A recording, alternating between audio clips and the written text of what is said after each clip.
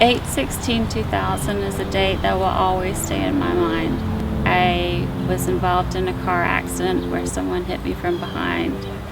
I continued to work and thought everything was fine until 2005. I came home and realized that my whole lumbar spine had ruptured. And then one day, I'll never forget, I woke up and I had this stomach that looked like I was pregnant, and it never went away. We spent 3 years testing doctor after doctor after doctor. I was being told that I was anxiety ridden or a doctor's daughter looking for attention. I went into a hole. I hid in my room. The pain was terrible and I didn't have any way to control it. It wasn't until the love of my father, who I was blessed to have as a physician, who took all of my tests, MRIs, blood works, and finally came up with a diagnosis of dysautonomia. Dysautonomia is an umbrella term that means that the autonomic nervous system is somehow malfunctioning.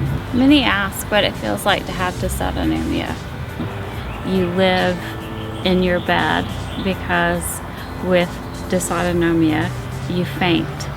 You get up, your blood pressure drops, and you'll pass out. I'm exhausted all the time, so much so that a shower will wear me out for the rest of the day. Dysautonomia is very painful, especially for me. I live at a pain level of an 8 every day, and because of the gut now being paralyzed, I'm unable to take pain medicine to help with this. It's hard enough having this disease as an adult. I can't imagine what it would be like to have this as a child. I had a childhood. I was able to go out and play with my friends and play on team sports. But there are children that can't, and they have to live in their room. Their parents are accused of abusing them because their legs are purple, and the devastation that that causes on their parents. And then the worst part is 2 years it takes to see a specialist in this field.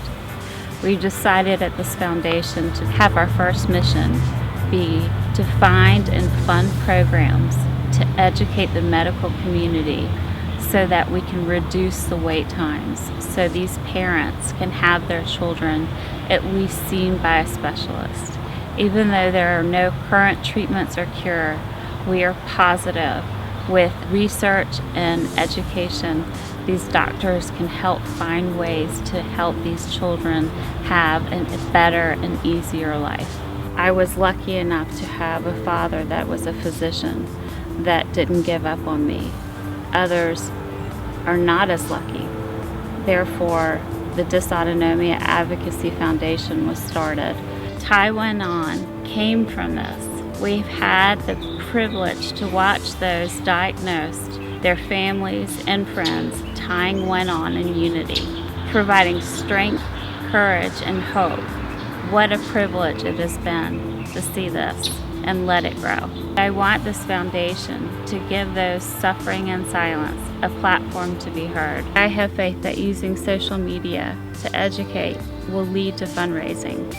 Once others hear these voices, we can become successful in moving forward with funding, research, treatment, and ultimately a cure.